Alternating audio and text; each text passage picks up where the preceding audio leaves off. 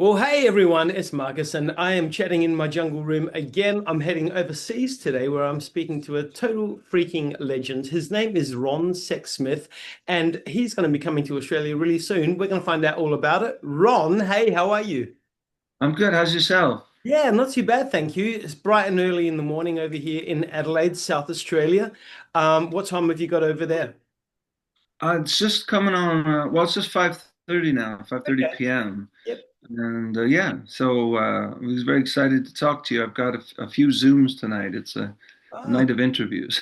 hey, I So love it. yeah, You're going to be exhausted. yeah. Um, No, Hangover Terrace Tour is coming to Australia, obviously based on the Hangover Terrace album that came out this year. It's phenomenal. I love it. I was just telling you thank before, I'm you. listening to it, and it's just a great album, incredible songs on there. Coming to Australia, well, first of all, it's actually doing New Zealand's first on the 16th of April in Auckland. Then 18th of April starts in Sydney all through the cities, hitting Adelaide on the 25th of April at the Gov. I can't wait. That's where I will be. And then wrapping up 26th of April in Perth. Whew, and it's pretty much going to be back to back. Are you looking forward to it? Yeah, I mean, I'll have my band with me. I think actually the last time I was there was 2015, and I think I had my band on that as well. But I mean, it's just. Yeah, I mean, we're all looking forward to it. We're not looking forward to the flight there. I mean, it's a very long flight, Yeah. but we love landing in Australia and being there, and it's such an amazing place. I've always seen a lot of. I've always felt there were a lot of similarities between Canada and Australia, just in the size and of the country and the people and the kind of. It just feels like a sane place in a increasingly insane world, you know. So Gotcha. we're I looking forward to it. 10 years obviously is quite a long time, but I mean, my good Lord, how fast did those 10 years go anyway? My goodness, I can't even keep up with it. But and obviously in the 2020 period, we had that clunky time where we couldn't travel anyway. But why such a long time between 15 to 25 coming back to Australia? That's a good question. I mean, even the last time I was there in 2015, I think it had been about 8 years too, but Yep. between that and the time before. I mean, it's a long, long play. I mean, it's sort of far away place. It's hard to get to. Yeah. I didn't always feel there was, I guess sometimes, if an album didn't have a kind of a buzz around it, there wouldn't be a lot of interest from promoters and stuff like that. So, so yeah, I mean, in the beginning, I think I would go there almost every other record. I would tour Australia, but then there was just, these long gaps, and I don't really know why, but I'm just happy that it's on the books now, and we can come back, and I'm really proud of this record, and uh, I don't know if people were heard the records in between, the ones I made before this one and last one. But we're playing songs from all, my entire catalog, and yeah, I don't really know why it takes so long. It's just, I guess, because it's on the other side of the world, and there's a lot of logistics involved, right? Oh, but like I was just saying, how fast everything is going anyway. I mean, can you believe it's freaking Christmas time already? It's like I feel like the year has only just started. Yeah, Crazy. it's insane. And I've been traveling so much, and I mean, my wife was just saying we were around this time last year. I was in England making this album, and that just seems like only yesterday. And Mm. this year we've been touring so much, and I'm just trying to maintain. I'm older now, like I'm 61, and touring it really kind of it's a grind. Like the traveling part of it is, and so I'm just trying to maintain my health and my voice, and so that when I'm over there, people are, I'm in good condition, or I'm not. That's the thing when you get older. I feel I'm less presentable now, physically, than when I was going over there in my 30s and 40s. So I just want to make sure that I'm not going to let anybody down, and that I'm going to sing as good as possible and stuff like that. So. And so the new album, Hangover Terrace, what was the energy that you put into this one? Like what mental space were you in when you were putting this album together? It was kind of a sort of a conflicted time. You know, it was came on the heels of the pandemic. You know, I think everybody you know felt a bit or sort of went a little bit off the rails during that time, being so isolated and there was a lot of anxiety, and I think some of the songs come from that place. I had a few falling outs with friends, which kind of was, you know, took me by surprise, and it was sort of disturbing, you know. Mm. And so there's a wounded feeling in this album in some of the words that, and again, I think that's just from, you know, going through the tumble dryer of the pandemic and everything. And but I'm feeling a good place now. I mean, there's also some lighter moments on the record, and there's some love songs, and there's humor. But I think the overriding feeling is kind of this wounded feeling of, and I think it's not just me. I think it's a feeling that a lot of people had. You know. Definitely. Well, like I said, I think the album's beautiful. It's just actually really pretty to listen to in entirety, you know. Hey, 1995, your self-titled album, up to this one, the, you know, Hangover Terrace. How do you think you have changed or developed as an artist, you know, as a writer, in that, you know, vast amount of time? Well, I,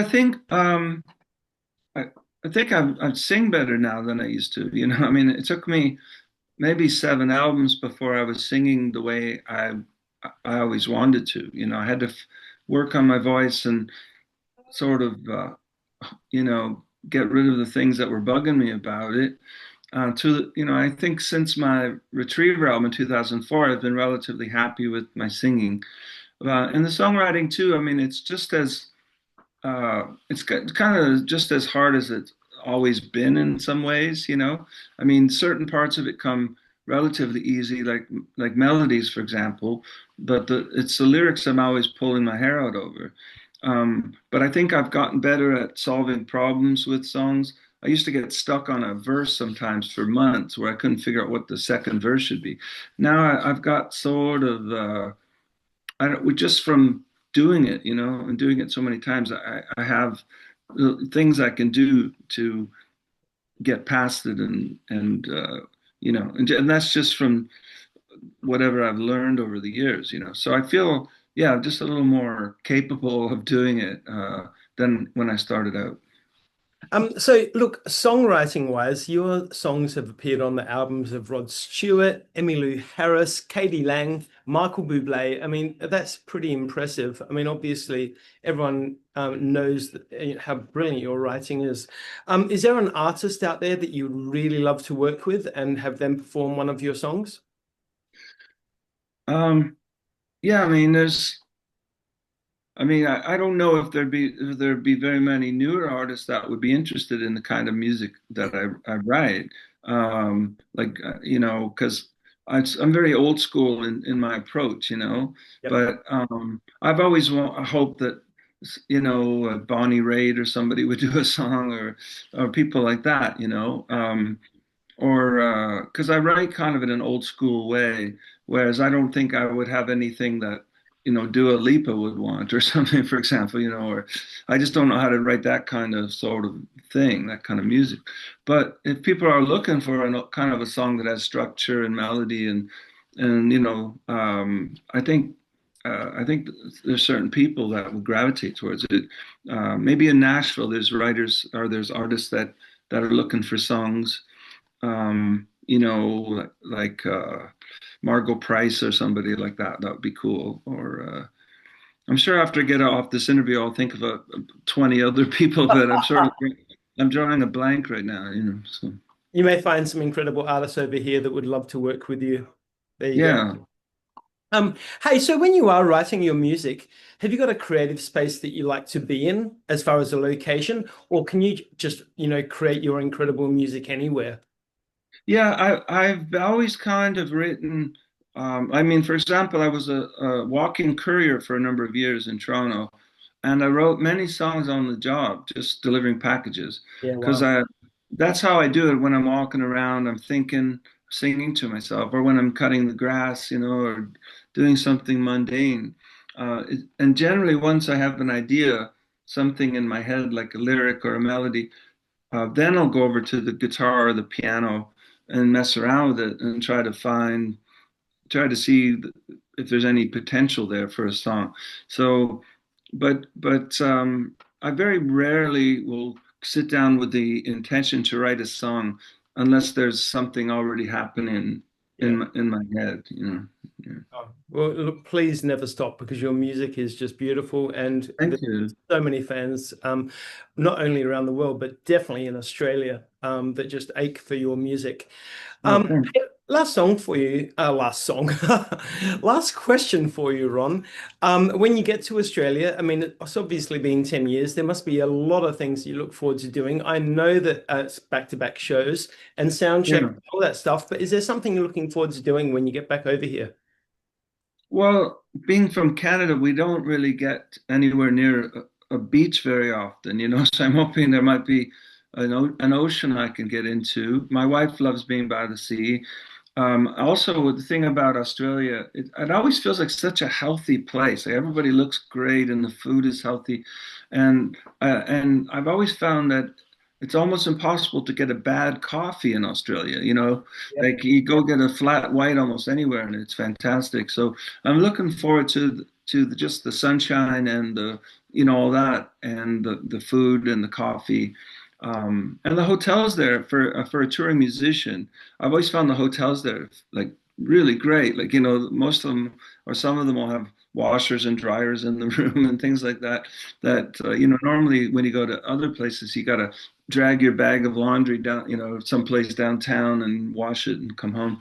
So there's just sort of comforts of home really when I'm there. I just feel that everything makes sense. The people are great. Um, yeah, so it's just all a big win-win really when you're touring Australia. So Well, I'll give you a list of all the amazing cafes for that coffee of yours when you get to thank Adelaide. you. All right. Fantastic. Yeah, You get the hot awesome. list. So everyone, Ron Sexsmith is coming to Australia with the Hangover Terrace Tour and New Zealand, kicking off 16th of April, running through to the 26th of April in Adelaide on the 25th of April. You'll find him at your local cafe. Ron, have a fabulous flight over here. I know it's long. I know that, you'll probably write 20 songs in that amount of time.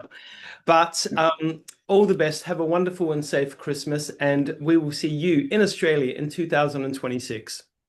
Thank you so much. I'm happy to meet you, and I hope to see you over there in Adelaide. Hooray. Absolutely. Thanks a lot, Ron. Take care. Cheers, Marcus. Thank you. Thank you.